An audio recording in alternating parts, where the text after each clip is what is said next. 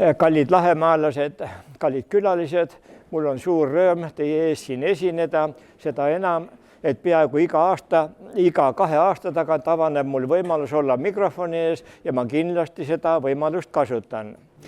Umbes 10 päeva tagasi ütles mul kodu abikaasa, kes siin praegu istub ja on Lahemaa rahvuspargiga seotud turismi kaudu, et kuule, et sinu kallid ülikoolikaaslased, seal igasugused akadeemikud, professorid, dotsendid ja doktorid, kui neil on mingi ümmargune juubel, siis nemad korraldavad konverentsi, et mis mina teen.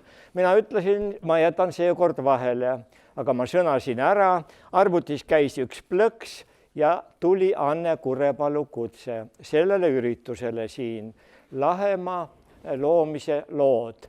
Täitsa täpselt nii, nagu rahvaluuleteadlane Ingrid Sarr mulle õpetas, alliteratsioon ja nii edasi.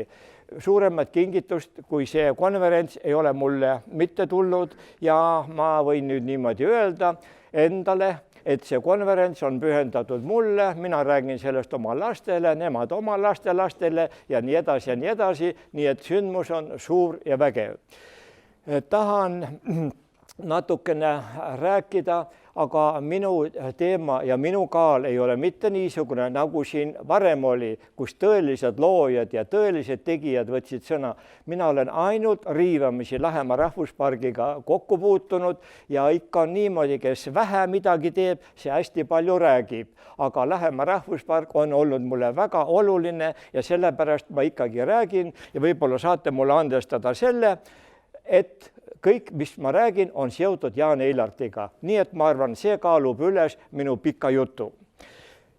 Mina olin Jaan Eilartiga tuttav 40 aastat, 1963, 2003, kui temaga viimati koos olin. Esimene kohtumine oli 27. 28. juulil 1963 ja siin oli mul juttu Jaaku pöördus minu poole, et on järgmisel aastal koostamisel loodussõprade kokkutulekust osavõtjate mälestusi ja ma kindlasti sinna midagi kirjutan. Nendest kokkutulekutest ma võtsin osa ainult ühel korral, pole karta, et ma midagi segamini ajan ja selle tõttu, et niisugune üks ja terav mälestus, siis tõesti väga palju on jäänud meelde, sellest kõigest on möödunud 52 aastat. Kokkutulek toimus Värskas 2 päeval. 27. juulil oli plaanis matk, sellal öeldi Seto-Sahara.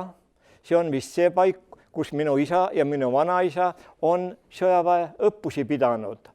Seal oli siis niisugune lugu, et kõndisime, meid oli seal ikka 100 ja rohkem ka inimest, Jaan Eilart kõige ees, niisugune nokaga müts peas, binokkel käes, tormab ühe rohupuhma juures teise juurde ja väga jäi meelde nüüd see, on ju televiisoris oli kunagi saade, et klaver põõsas. Tema kargas mingi rohupuhma juurde, võttis sealt ühe kõrre ja kuulutas kõigepealt ladina keeles midagi ja siis, et see kõrs on tulnud mööda Veliiket alla, sealt kusagilt Lähis-Idast.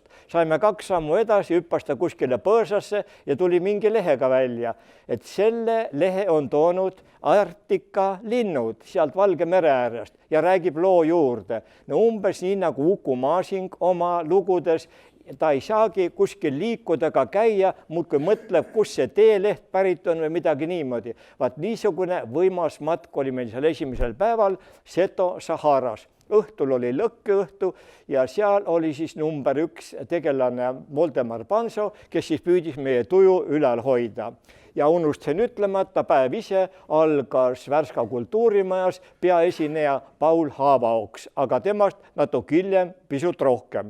Nii et niisugune oli meie esimene päev, teine päev, 28. juuli, matk Petserimaal. 5-6 bussitäit oli meie rahvast ja rändasime. Ja võib-olla mõni sõna selle Petseri kohta sel ajal, 63. aastal, 60. aastatel, 50. Petserit võeti kui Eesti osa. Lõuna-Eesti ekskursioonid kõik lõppesid Petseris ja ma arvan, enamus Petseri külastajatest ei teadnudki, et see Petseri on meie käest vahepeal ära võetud. Petseri mungad rääkisid eesti keelt, Petseris seal need tüülised, kes seal kloostris töötasid, olid kõik eestlased või setod, kes nad olid, nii et kõik oli nagu väga tuttav. Käisime Irboskas, käisime Irboska kõrgendiku veerel, kõrge äär. Jaan Eelart näitas sinna Pihkva poole, ütles, Eesti piir on seal ja ei mitte kusagil mujal. Kuulsite õigesti, kui vaja, võite ka seda ajakirjanduses levitada, Eesti piir on seal, Irboska kõrgendiku all ja ei kusagil mujal. Ja tuletan meelde, kui meie Eesti rahatähed käibele läksid, siis meie Jaan Eelart oli jälle tegija seal ja ühe rahatähe peal oli Jaanilinn ja mitte ilusa vaate pärast, vaid ikka sellepärast, et kõik see, mis on Narva jõe taga, Eestimaa, Ingerimaa, Jaanilinn koos Narva piiri ja Rae vallaga, see on Eesti Vabariigi osa ja siin millegi üle meil vaielda ega rääkida pole. Aga me olime seal Petserimaal 2 päeva ja seal siis sai küllalt palju Seto ja Petseri teemal rääkida ja palju tarkusi koguda. Peategelane oli muidugi Paul Haavaoks, aga suur kõnemees ta ei olnud, aga kuna meil oli 2 päeva aega seal rääkida, siis saime kõik asjad sirgeks rääkida. Ja põhilised tõed, mida me seal 52 aastat tagasi teada saime. Esimene tõde. Petseri maakond on Eesti Vabariigi tänapäevases keeles Eesti Vabariigi seaduslik maakond. Siin ei ole midagi rääkida. Petseri on Eesti Vabariigi samanimelise maakonna keskus. Setod on Eesti rahva etniline osa. Seto murrak on eesti keele murrak. Mis see kõik tähendab? See tähendab seda, et setod, samuti teised Petserimaa eestlased ja ka Petserimaa venelased, kes on Eesti kodakondsusega tänapäeva mõttes jälle, on meie õed ja vennad, nad on meie perekonna liikmed ja kui räägitakse mingisugusest äraandmisest või kellelegi kinkimisest, siis on täiesti arusaamatu, kuidas meie oma õed ja vennad ära kingime ja meile see kuidagi korda ei lähe. Täpselt samuti võime küsida siin Lahemaa rahva käest, mis siin on. Siin oli ju Soomega väga head suhted, kõik see suur sõbrakaubandus ja kõike, mida ma olen siin kuulnud, et kingime selle Lahemaa ära, anname selle Lahemaa ära Soomele. No siis öeldakse, et mis niisugust rumalat juttu lastakse mikrofoni rääkida. Aga kui me räägime, et me anname ära oma Petserimaa, siis pole see sugugi rumal jutt. Ja mis kõige hirmsam, räägitakse mingisugusest piirilepingust, see pole ju piirileping, see on kõige puhtam kinkeleping. Mõni on isegi öelnud, et Hammurapi aegades, see on juba mitu tuhat aastat tagasi, kuni tänase päevani pole keegi niisugust vägevat lepingut teinud. See leping paistab silma sellega, et üks saab kõik ja teine mitte midagi. Ja on öeldud veel, et see leping, kui see ratifitseeritakse, see läheb maailma diplomaatia koolide kohustusliku kirjanduse hulka, näitena, kus üks lepingu osaline tõmbab teisel lepingu osalisel kõrvad täielikult üle pea. Parim näide, kusagilt mujalt niisugust näidet pole võtta. Ja jutt ei ole mitte nii, nagu siin mõnikord räägitakse. Räägitakse mingist Einamaa jupist. Jutt on Saaremaa suurusest maalast, Petserimaa, suurem osa Petserimaad ja 3 Ingeri valda, nagu öeldud. Kui Luksemburgi suurhertsogi riik teeks samasugust tempu, siis Euroopa Liidus oleks 1 riik vähem. Niisiis, piirileping, kinkeleping, niisuguse asjani me oma suure tarkusega sealt Petserimaalt tagasi omal ajal jõudsime. Aga nüüd ma jätkan, ma ei ole mingisugune Kolumbus ega esimest korda ei kuuluta midagi, vaid Lahemaa suured sõbrad, loodusteadlased Rein Einastu, akadeemik Anto Raukas ja veel pikk rivi kuni president Arno Trüüteline, mis nemad on siis rääkinud selle asja kohta, mille otsa me praegu natukeseks lahti tegime. Selle sama kinkelepingu kohta on nemad öelnud, et see on poliitiliselt lühinägelik. Öeldakse niimoodi, et me nagunii kätte ei saa neid maid. No mis siis? Nagunii ei saa neid maid kätte. Me elasime üle Rjurikute ja Romanovite ikke 1000 aastat ja jõudsime välja elada oma vabariigini. Ja nüüd me enam äkki ei jõua. Nüüd me peame ootama, kuni üks Napoleon, väike Napoleon tegutseb ja oleme väga kärsitud. Pange tähele, Jaapani keisririigil on oma Kuriili saartega aega küll, aga meil on kole kiire. Miks meil kiire on? Pole seda vaja. Sest kujutame ette, kui munast on saanud härjasilm, no katsuge see tagasi teha, see on võimalik, aga väga raske. Siis need samad suured loodusteadlased, keda ma nimetasin, on öelnud, et see piirileping või kinkeleping on põhiseadusega vastuolus. Meie põhiseaduse loojad, meile enamasti tuttavad, ka loodusteadlased oma õla panid sinna alla. Seal on 4 pügalat, mis kaitseb Eesti riigi territoriaalset terviklikkust. Eesti on jagamatu. Eesti idapiir on määratud Tartu rahulepinguga, Eesti ei sõlmi endale kahjulikke välislepinguid ja kui midagi väga kardinaalset meie elus tehakse, siis ikka läbi rahvahääletuse. Aga meie hiilime kõigist nendest pügalatest vaikselt mööda. Siis on veel öeldud seda, need samad targad mehed on öelnud, see kinkeleping paneb kahtluse alla ja kahjustab meie õiguslikust järjepidevust. Kui me ütleme ei oma sõjaeelsele Eesti Vabariigile, siis kus jääb järele meie õiguslik järjepidevus? Seda ei jää järele. Siis need samad targad mehed on öelnud, et selle kinkelepinguga kahjustatakse Eesti kodanikke, ignoreeritakse nende huve. Me saame aru, mitukümmend tuhat eestlast, Seto, Petserimaa eestlast jäävad oma varandusest ilma. Kas me ignoreerime siis seda nende kodanike huve või mitte? Ja kõige lõpuks kokkuvõttev lause on, see piirileping kahjustab meie riiklikust eneseväärikust alandav. Kui meie kuldkandikul anname ära niisuguse ala, mille kohta öeldakse, tema väärtus on 1 triljon eurot, majandusteadlased on öelnud. Ja meie president Arnold Rüütel on öelnud seda 1 triljonit koguni mitmuses. Kas seda kinki nagu tasub teha? Kui meil on miljoniline rahvaarv, siis iga meie riigi elanik oleks miljonär, kui me seda kingitust ei tee. Vaat niisugused kurvad jutud, aga läheme oma teega edasi. Alati, kui õitsevad pärnad ja näiteks minul Muhumaal, minu abikaasa kodus, on õues pärn, juuli lõpp, õitseb pärn, milline hurmav lõhn ja alati Eilart ütles meile, kui pärnad õitsevad, siis hakkame kokkutulekule minema. See traditsioon kindlasti kestab tänase päevani ja pärn, see on nagu mingisugune refleks meie jaoks, et on vaja koonduda, on vaja kokku tulla ja midagi rääkida.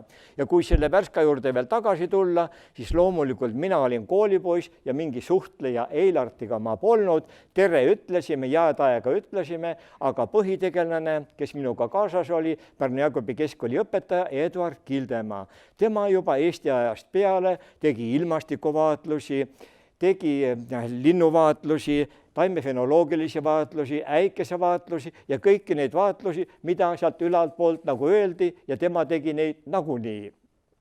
Ja läksid nagu aastad, 1967 läksin Tartusse kooli ja siis olin mina natukene postipoiss selle Kildemaa ja Eilarti vahel. Küll Kildemaa saatis oma täidetud ankeete ja vihikuid, mis seal tal oli täita. Eilart saatis uusi materjale tal tagasi. Tihe see kirjavahetus polnud, aga kirjavahetus see oli. Nii et ma suhtlesin nende 2 mehe vahel. Ja oli niimoodi, et 1973-75 mina ja mu abikaasa tegelesime Pärnu Jaagupi kihelkonna eluloostiku biograafilise leksikoni koostamisega. Tulemus oli 2-küüteline leksikon, 81 isikut, piltide, autogrammidega, elulugudega, käsikirjaline. Ja kui see lugu mul valmis sai, et Eilart oli sellest teadlik ja oli tal sellest väga huvitatud, et kas midagi niisugust või sinna poole midagi niisugust Lahemaa rahvuspargis ka teha. Ja 76. aastal võttis ta mind siia ametisse, ma olin siin 6 aastat ametist ja me midagi siin tegime. Ja mida siis tegime? Sel ajal töötasin läbi paar riiulitäit Eesti eluloolist teatmekirjandust, mis meil oli kättesaadav ja ikka siis põhimõttel Lahemaa rahvuspark.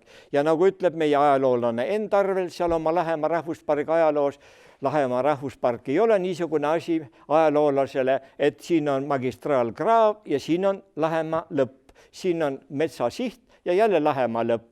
Ajaloolane läheneb Lahemaa rahvuspargile ikka niimoodi Haljala, Kuusalu, Kadrina kihelkond täiega. Ja siis sealt on võimalik siis nagu maha lõigata kõike seda, mis on pisut ülearune, aga selle asjaga tegelesin. ja selle täna siin rääkisime Kaarne Kaasikuga 82 aasta kevadel, ta käis mul Tartus ja teatavad kartoteegid, kus siis kõik need lahemaalased olid sinna kirja pandud, nii nagu ma oskasin ja tegin, tõi siia raamatukokku, ilmselt on nad alles, nii et niisugune töö sai tehtud ja muidugi selle töö käigus sai mulle täiesti tuttavaks, mis asi on Eesti elulooline teatmekirjandus ja polnud mul mitte raske 84. aastal kirjutada kandidaaditöö, mis 90. aastal ilmus Tartu Ülikooli toimetisena, raamatukogu toimetisena pealkirja all eestikeelne elulooline teatmekirjandus, mida ma täna koos mõnede teiste raamatutega teie Lahemaa Rahvuspargi raamatukogule kinkisin. Vaat niimoodi oli see lugu, aga meie seda oma elulorongi ikka pidama ei saanud. 90. aastal me asutasime Eesti biograafika preemia, mida me anname välja iga 3 aasta tagant, juba 8 korda järjest, kusjuures siis viimane kord, kus me välja andsime, oli 2014 ja ikka 3 aasta järel edasi. Tahtsin väga tänada ka Eesti Looduskaitse Seltsi, ilmselt tuleb ka see selts meie preemia toetajate hulka. Ja nüüd, kui lubate, räägin teile ühe rahapaja loo. Ikka sellest ajast, kui ma isegi võib-olla ennem, kui ma Lahemaa Rahvuspargi juurde tööle tulin, on siis niisugune organisatsioon omal ajal olemas nagu Eesti Pimedate Ühing. Siis võib aimata, millega see organisatsioon tegeleb. Ja riik korraldas oma asju niimoodi, et palun, see organisatsioon tegelgu oma pimedatega ise, meie anname raha selle läbi, et pimedate ettevõtete kasum läheb pimedate kasutusse. Palun, võtke oma raha, tehke oma tööd, aidake ühteteist ja olge vait. Nii, kena küll. Isegi pole halb mõte, raha palju, aitame, teeme, korraldame, kõik on väga suurepärane. Aga nagu me teame, see Nõukogude ühiskond oli üks ebaühiskond, kus raha ei olnud raha. Täna siin kuulsime mitu korda, et ei olnud mitte turumajandus ega rahamajandus, vaid oli limiidimajandus. See tähendab, näiteks selle Pimedate Ühingu põhisoov raha kasutamiseks oli ettevõtete ehitamine, rajamine, tootmise võimaluse ja kõik niisugune asi, aga mingisugust limiiti selleks ei olnud. Ja nii kurioosne, kui see on, oli organisatsioon miljonär ja mitmekordne miljonär, aga tal pole tänase päevani ei mingit keskusemaja, klubi, staadioni, ujulat, võimlat, mitte midagi ei ole, sest talle seda limiiti ei anta, isegi pimedate koolimaja ei saadud ehitada, kuigi oleks võinud 10 talvepaleed ehitada, aga lihtsalt ei olnud võimalik seda teha. Aga Eesti Pimedate Ühingu seda suurt pangakontot jälgis siis partei ja valitsus, et seal ju ajab üle ääre miljon, et tarvis siis ju rahu kaitsta. Rahufond on olemas, et kui sealt teeks 1 miljoni, 2, 3 ja teadagi, mis see rahufond tähendas seal 1970, 80. See tähendas ju Vietnami sõda. Ühesõnaga, meie rahaga tapetakse Lõuna-Vietnami sõdureid ja Ameerika sõdureid. See asi meile sugugi ei meeldinud, meie raha sõja jaoks. Mõtlesime siis niimoodi, mingu see raha ükskõik kuhu, aga mitte sinna. Olgu siis esikohal Eesti kultuur, Eesti haridus, leida neid, kes teevad avalduse ja palvekirja, et nad vajavad ei tea mis põhjusel seda raha ja paneme raha õiges suunas liikuma ja lõpetame selle sõja õhutamise ära. Ja nii see mõte või see rahapaja mõte Tartus Vanemuise tänaval ülikooli õppehoones, kus oli siis Heilarti geograafia kabinet, seal me neid plaane pidasime ja tulemused jäänud ka mitte tulemata, hakkasid siit palvekirjad sinna tulema ja mina olen vähemalt 10 korral või rohkemal korral hääletanud, et te saite oma 1000 kätte ja muidugi tagantjärele öeldes oleks võinud öelda sinna avaldustele, te oleks võinud julgesti ka 0 veel lõppu panna. Me oleks kõik selle välja kannatanud ja see oleks läinud õigesse kohta siia Lahemaa Rahvusparki. Ja tahan veel öelda, milline suurepärane lastetuba on siin Lahemaa Rahvuspargis. Meil oli ütlen sadu, näiteks haridusministeeriumi koole, kus me parandasime katuseid ja peldikupotte sadu. meil oli kultuuriasutusi kümneid, Paul Kerese majad ja matkamajad ja silmakliinikud ja veel keda, mitte keegi, mitte iialgi, mitte kunagi pole öelnud, et aitäh, et te kunagi ühe sendi või kopika meile annetasite. Aga kui me ilmume siia Lahemaa rahvusparki, siis oleme nagu rahvuskangelased, nagu olümpiavõitjad, kuidas meid siin Anne Kurepalu ja kõik teised vastu võtavad. Ei ole unustatud seda, mis me ise oleme juba unustanud 40-30 aastat tagasi, sai siia raha majutatud ja ollakse tänulikud. Vaadake, missugune lastetuba on siin Lahemaa rahvuspargis. Nii et olge te selle tänatud, see viisakas käitumine soojendab täiesti südant.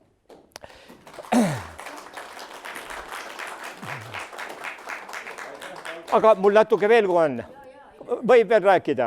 Ma tüütan teid ära ka üks kord elus. On ju niimoodi, et kui ma küsin teie käest, kes te siin istute, koolis käite, õpite, mis on kõige lemmikum õppeaine? Mõni ütleb ajalugu kindlasti.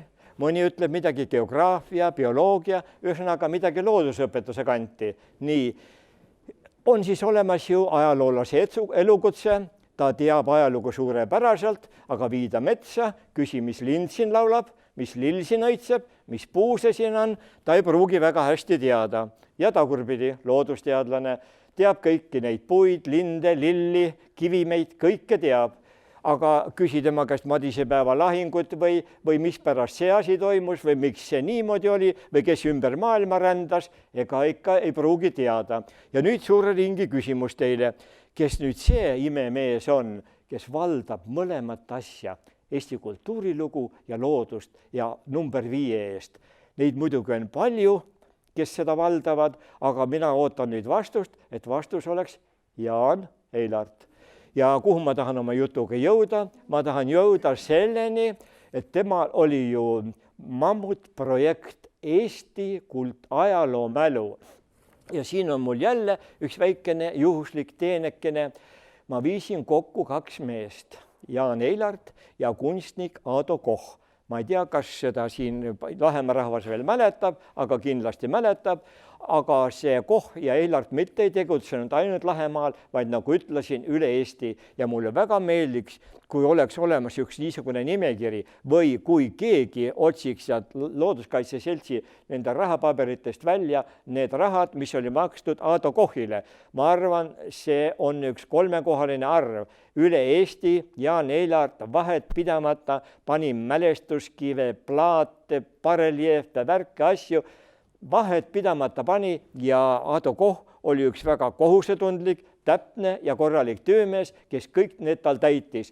Neid on väga palju ja ma arvan, Eilarti elulool oleks see vajalik ja Kochi elulool oleks see vajalik. Ja ise oma sõpruskonna kohta ma ütlen, järgmisel aastal me läheme ekskursioonile Mohni saarele, ka seal on paar Aado Kochi taiest. Ja infona teile ütlen, täpselt 2 nädalat tagasi, 1. novembril me panime Aado Kochi tuha, puistasime Türi valla, Villevere küla, Vahemetsa talu piirimaile, seal on üks rändraht, mille nimeks oleme pannud valvur, see valvur valvab Vahemetsa talu parki ja see park on taieste park ja need kivitaiesed seal on kõik Aado Kochi omad. Nii et niisugune teade teile. Aado Kochi sünni-surmaaeg 26. mai 1942 Abhaasia Estonka küla, surmaaeg 16. aprill 2015 Tallinna linn. Ja võib-olla veel paar sõna, mina olen pärit, nagu ütlesin, Pärnu-Jaagupi kihelkonnast, ka Jaan Eilarti tööd ja tegevused jõudsid sinna kihelkonda, seal oli tal eriline andumus ja austus akadeemik Theodor von Mittendorfi vastu, Pööravere mõisa, kõik seal tähistada seoses, mis oli Mittendorfiga ja 1983. aastal seesama Aado Koch tähistas akadeemik Karl Friedrich Schmidti sünnikoha Kaisma mõisaparki, panime ühe rändrahnu, trilobiidi kujutis on seal, Karl Friedrich Schmidti sünnisurmaaeg 1832, 1908 ja niimoodi. Nii et see oli siis niisugune lugu, kus Eilart jõudis oma tööde tegemistega ka Pärnu Jaakobi kihelkonda ja viimane kohtumine mul oli Jaan Eilardiga 2003. aasta kevadel Tartu linnas Vana Kaubamaja ees. Me ootasime ühist bussi, tema sõitis koju oma selleaegse Pärmivabriku peatusse sama bussiga, millega mina sõidan Annelinna ja seal ta ütles, Tartu Kultuurkapital määras talle väikese hambaraha, ta valmistub oma 70. sünnipäevaks, see oli 24. juunil 2003, võib-olla täna siin on mõni tema sünnipäevaline. Mina sellega lõpetasin, aitäh kuulamast!